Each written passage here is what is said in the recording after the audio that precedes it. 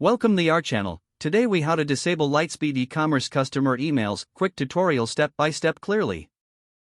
To disable customer emails in Lightspeed e-commerce, first, log into your Lightspeed account. Once logged in, navigate to the settings section from the main dashboard. In the settings menu, look for the notifications option.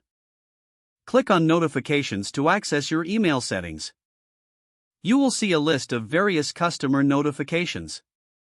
Locate the option for customer email notifications you wish to disable. Toggle the switch off or uncheck the box next to that option. Make sure to review any other email notifications that may also need disabling. Once you're finished, scroll down to find the Save button. Click Save to apply your changes. Your customer emails will now be disabled according to your preferences.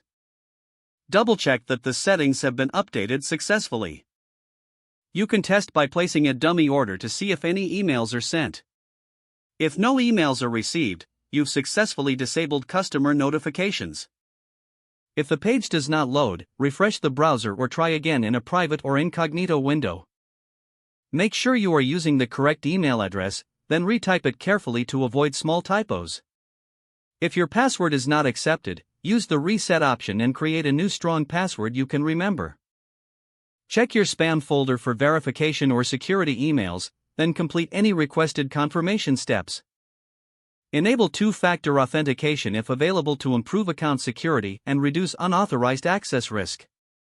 After signing in, review your profile details so your contact information and settings are accurate and current. If you see an error message, note it down and try again after restarting your device and internet connection. Log out when you finish, especially on shared devices, to keep your account and payment information secure. If the page does not load, refresh the browser or try again in a private or incognito window. Make sure you are using the correct email address, then retype it carefully to avoid small typos. If your password is not accepted, use the reset option and create a new strong password you can remember. Check your spam folder for verification or security emails, then complete any requested confirmation steps.